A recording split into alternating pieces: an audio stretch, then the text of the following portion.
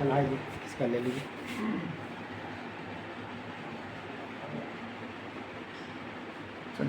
ये देखिए उत्तराधिकार वाला है, वहीं अंचल अधिकारी सदर दरभंगा या कहीं भी यहाँ पे डालना है कि मैं जिनके नाम से है जो पुत्र या पुत्री जो डालना है। यहाँ पे सिंपल चीज़ है, डाकघर कहाँ है, थाना कहाँ है, जिला कहाँ है, वो सब डालना है। यहाँ पे है हित अर्जित करने का माध्यम उत्तराधिकार। उत्तराधिकार में कि आप कितने वंश हैं, 1 है, 2 है, 3 है, 4 है, 5 है, जितना भी है उसमें इनका नाम डाल देना है, वंशज के नाम डाल देना है, पिताजी का नाम डाल देना है। जिनके नाम से जमाबंदी चल रहा है उनका संबंध इनसे क्या है, यहाँ पे संबंध डाल देना है। मान लिया कि पुत्र है, पुत्री है या पौत्र है, वो संबंध डाल देना है। जाति डाल देना है, लिंग डाल देना है, मोबाइल नंबर, आधार नंबर और पता डाल देना है। ठीक, यदि ये 4 कॉलम है, 4 से ज़्यादा हो किन्हीं का वंशज, एक फॉर्म और अटैच कर लेना है। उनसे भी ज़्यादा उस फॉर्म में भी नहीं होते, एक फॉर्म और अटैच कर लेना है। अब यहाँ पे दूसरा कॉलम में दिया है कि जिनके नाम से जमाबंदी चल रहा है, यानी पूर्वज के नाम, तो जिनके नाम से जमाबंदी चल रहा है उनका नाम यहाँ डाल देना है, पिताजी के नाम डाल देना है, संबंध डाल देना है कि इनसे इनका क्या संबंध है, पिता है तो पिता, दादा है तो दादा। जाति लिख देना है, लिंग लिख देना है, मोबाइल नंबर और पता लिख देना है। फर्स्ट पृष्ठ में किन्हीं का कोई दिक्कत? 1 मिनट जी, मान लीजिए जो बड़े भाई के नाम से रहता है जमीन, पहले तो बड़े भाई के नाम से खरीदता जी है, जी जी हाँ, तो फिर छोटा भाई का शेयर इसी में वंशज में डालिए ना, वंशज में डाल दीजिएगा। ठीक है, लिख जाएगा भतीजा।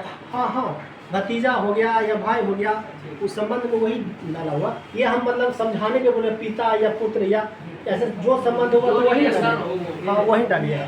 ठीक, फर्स्ट पृष्ठ में किन्हीं को दिक्कत, कोई दिक्कत तक। अब दूसरा में आते हैं, ये उत्तराधिकार वाला पहला पृष्ठ हुआ जी। खानदानी जो जगह है अब यहाँ पे देखिए, अब यहाँ पे हित अर्जित करने किए गए भूमि का विवरण डालना है। आपका किस जिला में है ज़मीन, तो जिला दरभंगा डाल देना है, अंचल सदर डाल देना है, हल्का या पंचायत का नाम, तो आपका सीसो पूर्वी हो गया।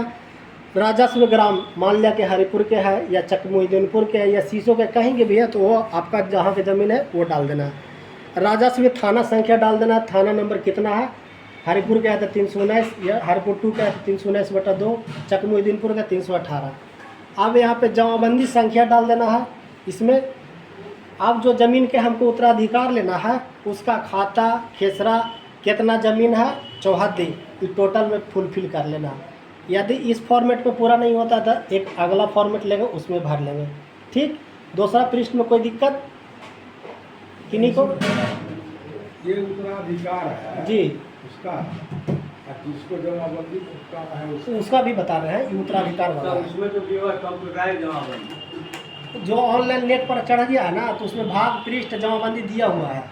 ऑनलाइन जो आपको मिला होगा उसमें लिखल होगा भाग संख्या, पृष्ठ संख्या, जमाबंदी नंबर, तो वही इसमें भरना है। ठीक, हाँ जिसमें नहीं है वो, क्या चीज़ इसमें नहीं? जैसे जिसका ऑनलाइन नहीं चला हो, वो तो पहले बता दिए ना, डिजिटाइजेशन वाला, डिजिटाइजेशन वाला पहले आपको बता चुके हैं। डिजिटाइजेशन कर करके फिर ये वाला फॉर्म भर दीजिएगा। दूसरा पृष्ठ में किन्हीं को दिक्कत, कोई दिक्कत था? आगे बढ़ते हैं। अब यहाँ पे डालना है कि हित अर्जित करने से संबंधित साक्ष्य, जो आप बंटवारा का उत्तराधिकार ले रहे हैं वो आपको ज़मीन कैसे प्राप्त है, या पिताजी को कैसे या दादाजी को कैसे प्राप्त है। या तो केवाला से प्राप्त होगा, या तो खतियानी होगा, या तो पर्चा से प्राप्त होगा। तो जो जैसा प्रकार होगा वहाँ यहाँ लिख देना है कि खतियानी है तो खतियानी, केवाला से है तो केवाला। दस्तावेज केवाला में केवाला संख्या रहता है, आप लोग भी जानते होंगे केवाला संख्या रहता है, केवाला संख्या डाल देना है। दस्तावेज का दिनांक, केवाला में भी दिनांक रहता है कि उक्त तारीख को रजिस्ट्री कराया गया, उसमें भी दस्तावेज मूल्य, इसका मूल्य रहता है, केवाला में लिखा रहता है ना जरसेमन इतना रुपया। उसके बाद फिर कहाँ से निर्गत हुआ है तो रजिस्ट्री ऑफिस से। जिला का नाम डाल देना है और पता डाल देना है। मान लिया खतियानी होगा तो खतियान डाल देना है बस। उसके बाद फिर शपथ पत्र, उसमें अलग से था, इसमें इसी में लिख दिया कि मैं शपथ पूर्वक बयान करता हूँ कि मेरे द्वारा ऑनलाइन दाखिल खारिज करने हेतु दी गई विवरणी सही है। ठीक, तथा उक्त जमीन पर हमारा स्वामित्व एवं शांतिपूर्ण दखल कब्जा है। अगर भविष्य में जांच, सत्यापन, शिकायत के क्रम में प्रमाणित होता है कि मेरे द्वारा गलत विवरणी दी गई है तो मेरे ऊपर विधि सम्मत कानूनी कार्रवाई की जाएगी, ये शपथ पूर्वक। अब यहाँ पे डालना है ना कि पूर्वज जो हमारा है वो मृत्यु हो गए हैं। यदि मृत्यु प्रमाण पत्र है तो ठीक है, और नहीं है तो एक मुखिया जी से लिखवा लेना है कि मेरे पिताजी के या मेरे दादाजी के जिनका मृत्यु हो गया उनका मृत्यु हो गया है। अब बस वहाँ जैसे कि हम लोग अभी बनाए हुए हैं, वंशावली बनाए हुए, उसमें तो है स्पष्ट लिखे हुए थे। उसमें लिख दिया तो कोई दिक्कत नहीं। वंशावली में लिख दिया कि मेरे पिताजी की मृत्यु हो गया है, वंशावली तो लगभग करेगा। हाँ वंशावली लगभग करेगा, तो उसमें लिख दिया है तो कोई दिक्कत नहीं है। यहाँ पे विश्वास भाजन करके शपथकर्ता का सिग्नेचर कर देना है, मोबाइल नंबर डाल देना है। ये हो गया उत्तराधिकारी वाला। इसमें किन्हीं का कोई दिक्कत या परेशानी समझने में कोई परेशानी है तो बता दीजिए, फिर से हम समझा देंगे। सब समझ गए? उत्तराधिकार वाला सभी लोग समझ गए हैं?